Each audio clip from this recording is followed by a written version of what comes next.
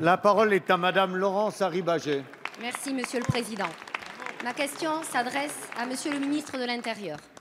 Durant l'année 2015, plus de 8000 personnes, dont 1600 mineurs, ont fait l'objet d'un signalement pour radicalisation. Ce chiffre est 2 fois plus élevé qu'en 2014.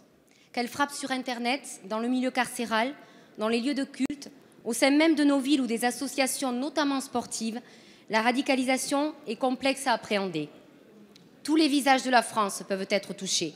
Nous avons tous été bouleversés par les témoignages de ces parents désespérés dont les enfants ont été enrôlés à leur insu.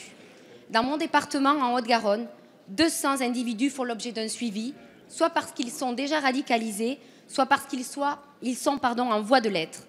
Parmi eux, en 2015, 30 mineurs ont fait l'objet d'enquêtes et d'un suivi spécifique par le juge des enfants. Le préfet, le procureur de la République rappellent fréquemment cette triste réalité. Toulouse fait face à une radicalisation grandissante et inquiétante. Devant ces chiffres très préoccupants, votre gouvernement reconnaît l'urgence de mettre en place une protection efficace de nos concitoyens, notamment à l'approche de grands événements populaires tels que l'Euro 2016. À Toulouse et dans sa région, nous connaissons le visage du terrorisme et permettez-moi de penser une nouvelle fois ici aux victimes de ces actes innommables.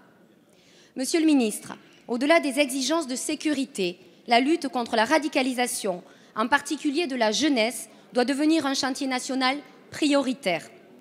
Aussi, pouvez-vous détailler concrètement les actions envisagées par le gouvernement pour endiguer ce phénomène alarmant qui s'enracine au sein de nos écoles, de nos prisons, sur Internet, dans les lieux de culte et dans les milieux associatifs? Je vous remercie. Merci Madame. La parole est à Monsieur Bernard Cazeneuve, ministre de l'Intérieur. Madame la députée, la question que vous posez est une question absolument centrale dans la lutte antiterroriste.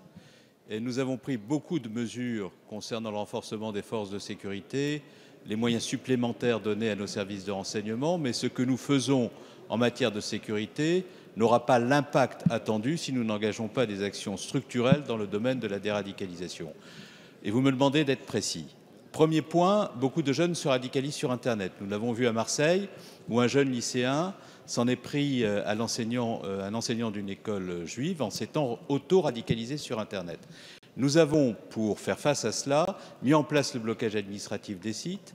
Nous avons engagé une relation très étroite avec les grands opérateurs Internet américains avec lesquels nous définissons des modalités de retrait des contenus vidéo, sites, blogs illicites.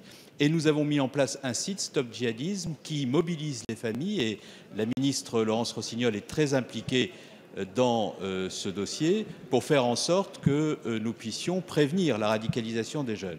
Deuxième élément, nous avons avec le garde des Sceaux envoyé une circulaire il y a de cela quelques mois à l'ensemble des préfets procureurs de la République pour qu'après le signalement de jeunes sur la plateforme de signalement gérée par le ministère de l'Intérieur, tous les services de l'État dans les territoires puissent se mobiliser pour apporter des dispositifs individualisés de déradicalisation dans chaque territoire et pour chaque profil.